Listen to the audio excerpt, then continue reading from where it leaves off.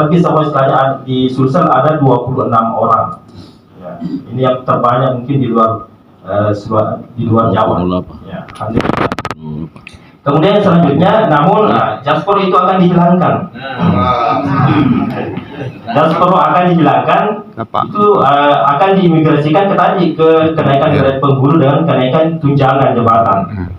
Ya, transport ditiadakan. Tidak ada transport dengan Jaspor. Mohon maaf ya, Jaspor yang ditiadakan, transport tetap ada. Transport tetap ada.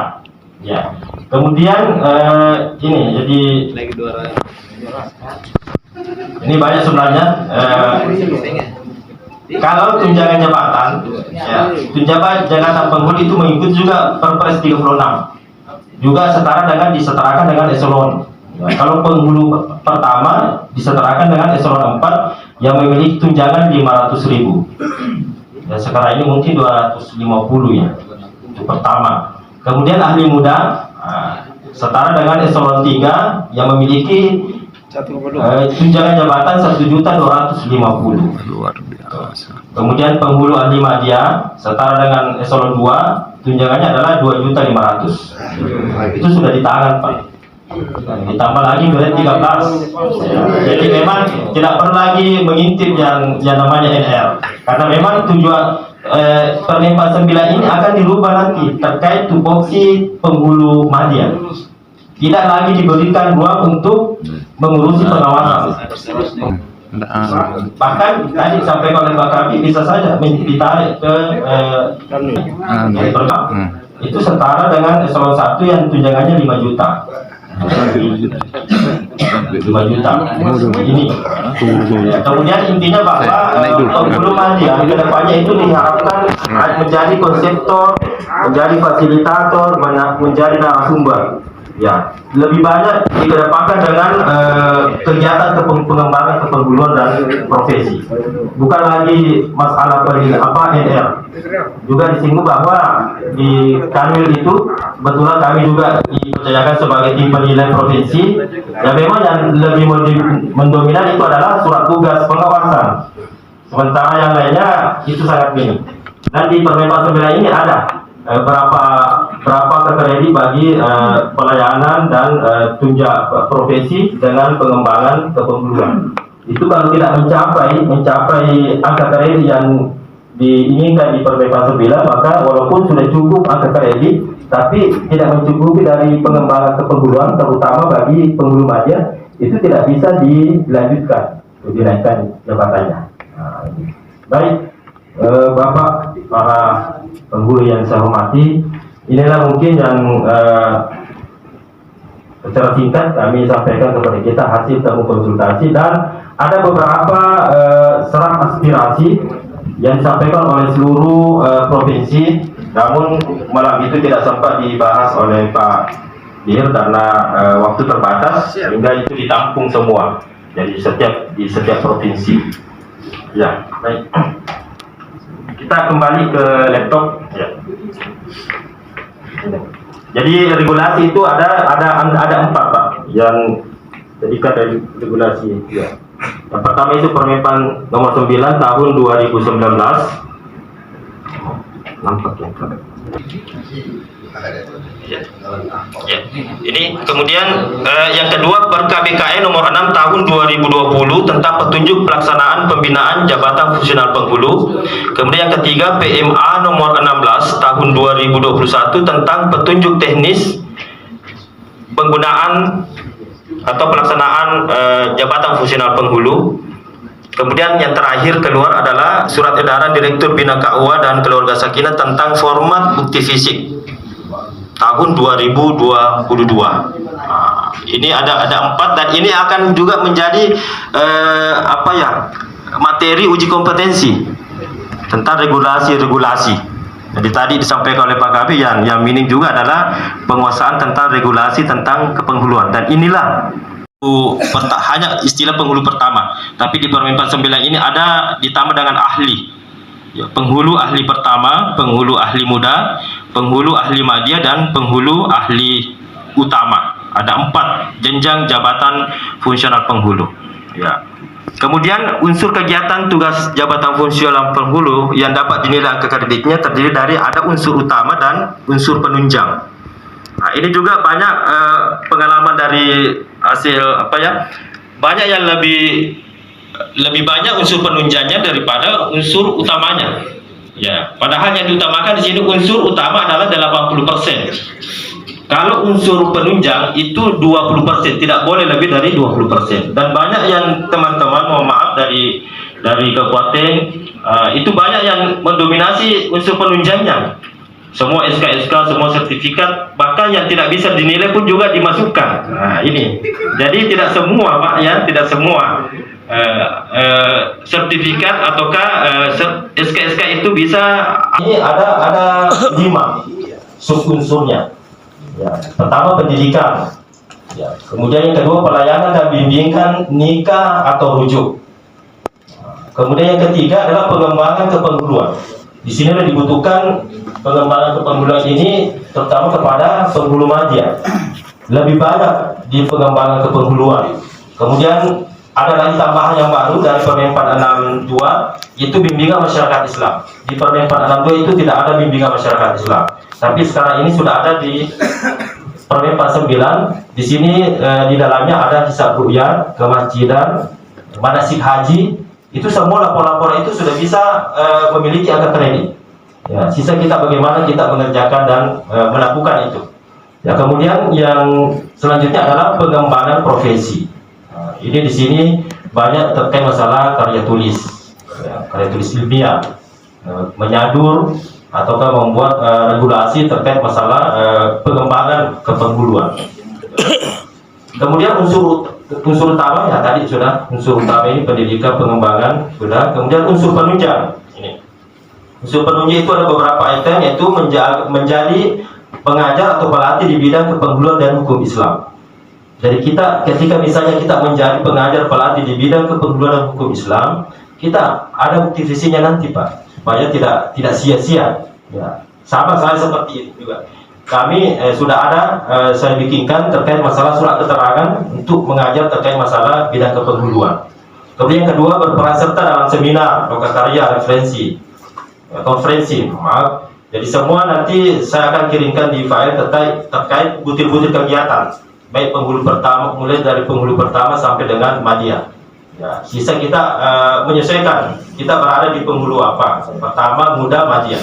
Ya, jangan kita mengambil tugas penghulu misalnya dari jenjang kepenghuluan, kan? Kecuali ada namanya tugas limpah.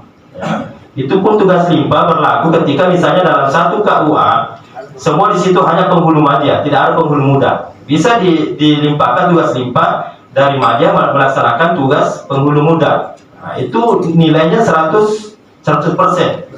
Ya, tetapi kalau penghulu muda misalnya melaksanakan tugas penghulu madya, itu dinilai hanya 80%. Ya, jadi tidak serta-merta kita bebas melakukan semua, tidak. Nah, dan itu harus dibuktikan ada surat tugas dari kepala KUA untuk melaksanakan tugas limpah itu. Ya, kemudian keanggotaan dalam organisasi profesi seperti APRI itu sudah bisa masuk situ. Kemudian anggota dalam tim penilai, kemudian melakukan kegiatan pengabdian masyarakat. Ya. Di sini kegiatan pengabdian masyarakat banyak di sini agak kurang paham. Itulah tadi banyak apapun SK-nya di store, dan itu tidak bisa kita nilai secara keseluruhan karena ada regulasi. Kemudian menjadi anggota dari delegasi. Ini delegasi bisa menjadi anggota Dewan Hakim misalnya MTQ. Itu kita simpan SK-nya, Pak.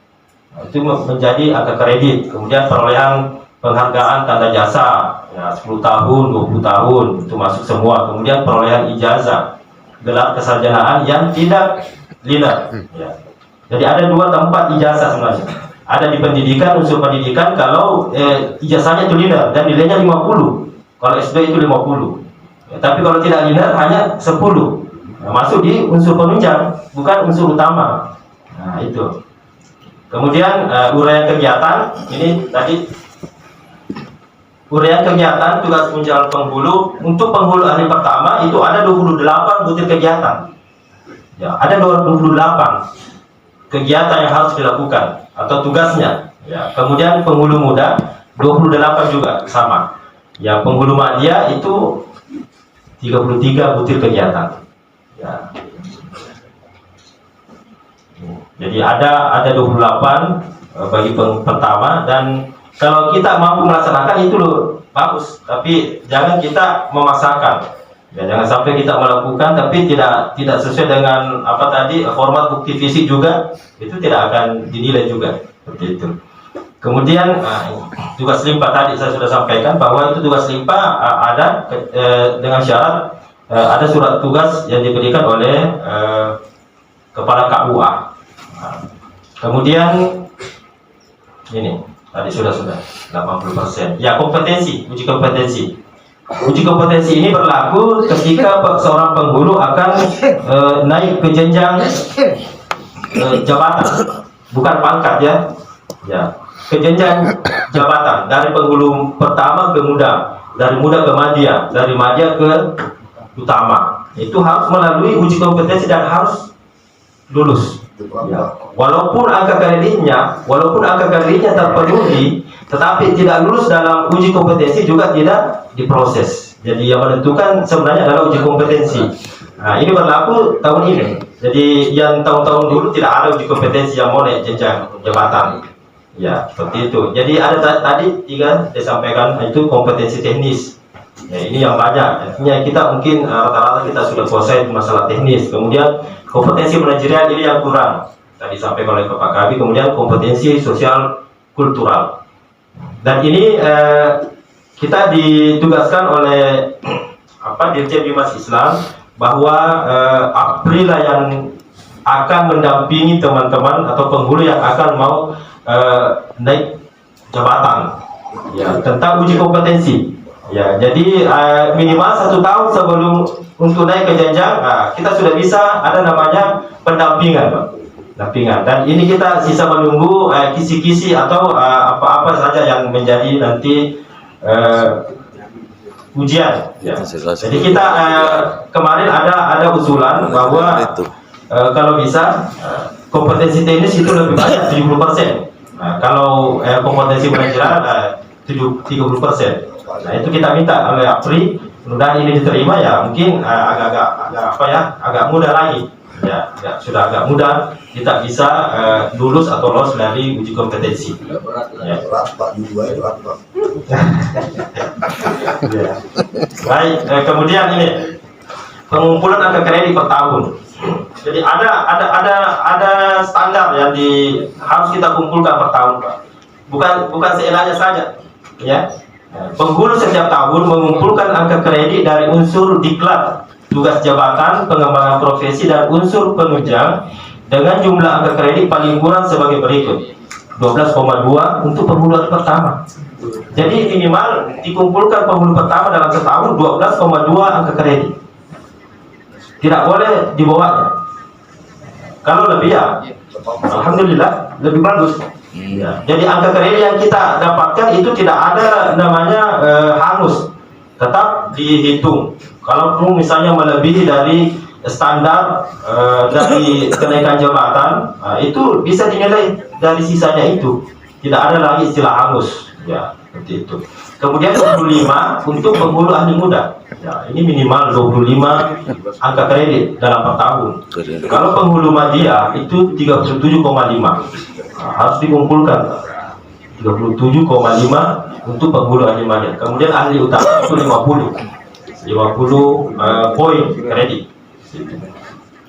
Kemudian jumlah kredit kompetitif yang paling rendah yang harus dicapai, ya tadi saya sampaikan bahwa unsur utama itu paling sedikit 80%. Ya. Kalau penunjang itu paling banyak 20%. Jadi tidak menutup kemungkinan ini paling sedikit bisa 90%. Kita bisa kumpulkan untuk unsur utama. Tapi hati-hati dengan unsur penunjang, itu paling banyak. Berarti tidak bisa lagi ditambah, ya. Kalau bisa dikurangi, ya paling banyak 20% angka kredit yang harus kita kumpulkan. Ya, ini. Kemudian selanjutnya, ya penghulu ahli muda yang akan naik jabatan, ini naik jabatan setingkat lebih tinggi menjadi penghulu ahli madya. angka kredit yang disyaratkan 6. Nah, ini 6 dari unsur pengembangan profesi. Nah, ini tadi unsur pengembangan profesi seperti apa yang ada di dalamnya itu tadi apa ya? Angka kredit karya tulis. Nah, ini harus mutlak harus ada karya tulis, karya ilmiah. Ya. Karena ini memberikan 6 ya. 6 angka kredit dari unsur pengembangan profesi. Kalau kurang dari 6 berarti mungkin menjadi pertimbangan. Ya, ini nih, standar 6 angka kredit. Satu kredit itu berapa? Kalau kata IPA berbeda-beda. Kalau berbentuk buku itu tinggi 6 nilainya 1. Kalau makalah ada 4, ada 3. Dan makalah itu bisa bukan hanya satu orang bisa kerjakan, bisa bertiga, Pak. Ada namanya penulis utama, ada namanya penulis membantu. Tentu pada angka kreditnya juga berbeda. Berbeda. Semua ini ada di Permen 49, makanya kita harus baca-baca itu, Pak. Maaf. Karena kita juga bingung apa sih yang kita masukkan kalau kita tidak tahu seperti apa. Nah, ini. Jadi ini 6 dari unsur pengembangan profesi. Kemudian penghulu ahli madya yang akan naik jabatan setingkat lebih tinggi menjadi penghulu ahli utama itu disyaratkan 12. Nah, 4 kali lagi ya. 12 angka kredit yang berasal dari unsur pengembangan profesi. Nah, jadi mungkin ya agak tinggi lah ya, karena ini memang ya pangkat jenderal ya, jenderal. Seperti itu. Jadi jangan istilahnya Pak Dir, jangan yang pangkat jenderal mengerjakan kopral. Nah itu. Jadi saatnya lah kita move on. Move on dari rutinitas yang membawa untuk pengawasan maksud saya dan untuk bagi penghulu madya. Kita harus move on. Bukan belajar ini tergantung kepangkatannya. Analisator. Kalau dia sudah nanti tugasnya penghulu madya tidak madya. bisa keluar. Dan ini akan kasih mudah dengan pertama. Dirumuskan. Jadi makanya cepat dan madya. pesan Pak Kabit tadi sampaikan bahwa akan nanti ada guru khusus bagi penghulu madya. Terutama lagi bagi penghulu ahli madya golongan 4B. Akan nanti ada setiap pekan ada pertemuan membahas terkait masalah pengembangan tentang semua cepat datang. tugas dan fungsi. Selama ini kita akui bahwa memang yang lebih mendominan adalah pelayanan tingkat dan bimbingan terkait masalah pengembangan profesi bersama aja itu datang kenaikan pangkat itu sangat minim. Tidak senang udah orang Kemudian senang. Ya. Senang, masa tidak senang? Susah orang senang. Ini syarat kenaikan jenjang. Penghulu yang mendapat tugas tambahan sebagai kepala KUA. Kalau Bapak sudah di madya, itu diberikan angka kredit 15%, ditambah 15% Kalau saya tidak coba. dari angka kredit tunjangan untuk kenaikan pangkat setingkat lebih tinggi. Tapi hanya 1 kali kita pakai itu, Pak. Karena kalau sudah kita pakai untuk kenaikan pangkat 1 tingkat ke atasnya, yang kedua kalinya tidak bisa lagi, hanya 1 kali. Ya, itu diberikan bonus ditambah 15% dari seluruh angka kredit. Kemudian penghulu yang diberikan tugas yang bertugas di daerah tipologi D1, D2 dapat diberikan tambahan angka kredit 15%. sementara di jalan Pak. Jadi yang berada di tipologi D1, D2 Kalau di itu ada tambahan bilang kredit. Tidak Di enak sini kalau juga ada jadi belakang di senior, aplikasi biar senior begitu. Gitu. Kemudian pemberian tambahan angka sebagaimana yang dimaksud ayat 1-2 diberikan untuk 1 kali kenaikan pangkat. Artinya betul. 1 kali kenaikan pangkat atau jenjang selama melaksanakan tugas. Ya, jadi kita tidak boleh melakukan Minta kisah banyak sih, memakai 2 kali. Misalnya kita bagus ya. tahun 8 tahun ya, sopan kita bisa naik pangkat Kirim 3 pribadi kan kali. Ya. dulu. Itu hanya 1 kali kita bisa pakai, Pak. 1 kali. Ya, 1 kali, tidak boleh berkali-kali. Ya. Betul belum mentang Pak, nggak bisa dipakai lagi ya? Ya, Belum mentang. nggak bisa. Ya, jadi yang selama yang sekarang ini yang diberikan tugas tambahan itu berlaku 15% dikasih angka kredit. Ya, ini. Mantap. Kalau di KBKN tadi itu Permen 49, saya hanya yang poin-poinnya saya ambil. KBKN itu ini untuk pangkat dan golongan luar dari jenjang jabatan fungsional penghulu, itu penghulu ahli pertama pangkatnya itu adalah golongan 3A dan 3B. Itu masuk kategori penghulu ahli pertama. Ya, ahli pertama. Kemudian penghulu ahli muda itu pangkatnya golongan 3C dan 3D. Kemudian ahli madya itu golongannya adalah golongan 4A, 4B dan 4C. Jadi ada 3 pangkat atau golongan yang bagi penghulu madya, A, B dan C. Kemudian ahli utama itu golongan 4D dan 4E. Mudah ada yang bisa mentok ke 4E. Ya. Seperti itu ya. Tapi ini ada namanya, ada kan kadang misalnya golongan kita 4D tapi masih penghulu pertama. Nah, itu akan nanti menyesuaikan. Jadi kenaikan pangkat dan jabatan itu berbeda, Pak. Kalau kenaikan jabatan 1 tahun menduduki jabatan itu bisa naik ke jabatan jabatan penghulu muda misalnya ke madya bisa naik hanya 1 tahun. Kalau naik pangkat itu harus kurang lebih minimal 2 tahun. Tapi kalau naik jabatan itu tadi bisa menyelesaikan, Pak. Kan banyak sekarang ini yang pasti golongannya sudah tinggi 3D tapi masih penghulu pertama. Itu bisa 1 tahun menduduki penghulu pertama bisa mengusulkan, Pak, untuk dinaikkan menjadi jenjang penghulu muda. Nah, supaya menyesuaikan lagi dengan golongannya dan pangkatnya. Itu dibutuhkan memang kita mengusulkan, Pak. Karena kapan tidak seperti itu ya kita lama 2 tahun gitu. Tapi diberikan keringanan bagi untuk kenaikan jabatan. Nah, kalau pangkat itu minimal harus 2 tahun, Pak, seperti itu. Ya, ini tadi di kompetensi juga disebutkan di per-KBKN. Penilaian PAK. Nah, ini penilaian PAK, penilaian angka kredit. Penilaian angka kredit terhadap penghulu dilakukan paling sedikit 2 kali dalam setahun. Nah, ini 2 periode, Pak, ya. Untuk kenaikan pangkat atau jabatan. Ya. Untuk kenaikan pangkat periode April, ya, angka kredit ditetapkan paling lambat pada bulan Januari tahun yang bersangkutan. Jadi kalau kita misalnya mau naik pangkat atau jabatan untuk mengikuti periode April, maka harus berkas tak sudah lengkap di bulan Januari, 3 bulan sebelum periode. Karena itu membutuhkan proses, ya, proses. Jadi itu Januari kita sudah rampung untuk kenaikan pangkat periode April. Kemudian untuk kenaikan pangkat periode Oktober itu ditetapkan paling lambat pada bulan Juli. Nah, itu sudah masuk berkas, sudah diinput semua di aplikasi SIP dan dikirim ke tim penilai. Nah, itu. Jadi kalau terlambat ya mungkin tidak diproses, menunggu lagi periode berikutnya. Kalau misalnya April kita terlambat, mungkin di periode Oktober baru diproses. Itu pun sebaliknya. Ya. Kemudian ini kenaikan jabatan bagi penghulu dilakukan berdasarkan ketentuan peraturan perundangan dengan memperhatikan ketersediaan kebutuhan jabatan. Oh maaf, nanti ini penghulu yang 4B ini itu ada kotanya masing-masing, Pak. Kalau misalnya disusul sudah memenuhi kota, maka walaupun sudah memenuhi syarat untuk dinaikkan menjadi golongan 4B, itu tidak akan bisa untuk menunggu kota yang bisa, tetapi kita pindah wilayah. Pindah wilayah, ya seperti itu ya. Kalau misalnya Goa sudah memenuhi kota untuk 4B, ya walaupun ada yang penghulu yang lain untuk memenuhi syarat untuk 4B, tapi kota tidak tersedia, menunggu.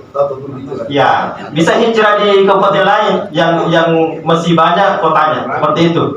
Nah, jadi seperti itu. Jadi ada kota. Jadi segeralah kita bagi yang 4A silakan ke 4B. Ya, itu. Jangan kita berlama-lama di 4A. Padahal kita punya kesempatan, Pak. Punya kesempatan. Ya, masih punya kesempatan. Yes. Kemudian yang kedua, paling singkat 1 tahun dalam jabatan terakhir. Kemudian memenuhi angka kredit kumulatif yang ditentukan. Kemudian setiap unsur penilaian prestasi kerja itu 1 tahun terakhir penilai baik SKP. Kemudian telah mengikuti dan lulus uji kompetensi. Inilah syarat-syarat untuk kenaikan jabatan. 2002, 2023. Kemudian Ya, kenaikan pangkat bagi penghulu ini paling 2005 singkat ya, memang ini Pak tadi D. saya sampaikan Ya. pangkat itu dari misalnya Lambat itu kalau 3 2005. itu 2 tahun. Cara Ya, menunya ke Ini kan kredit. Pak A Setiap sekarang. unsur penilaian prestasi Terhitungnya paling bernilai dipakai dalam itu 2 tahun itu terakhir dihitung nilai baik. Ini berlaku kalau TMP kenaikan pangkat. bulan Ini 2 tahun. 4 1 2022. tahun. Berarti Bisa naik ke 2024 bisa misalnya lagi kan tiga, tahun berbeda depan kan kalau sudah 1 jenjang tahun. jabatan. iya 2003 Iya, Pertama 2022, ke muda, 2023, kita menduduki jabatan 2024 bisa sudah lagi. untuk naik Mbak B. ke jenjang jabatan penghulu. Iya, penghulu bukan muda. tahun 4B. Ya. Karena ini akan berlaku nanti Kita masuk syarat utama April 2024. sebelum lodging dalam Shik Simbi. Terima kasih telah menonton video ini. Semoga video ini bermanfaat bagi kawan-kawan sekalian.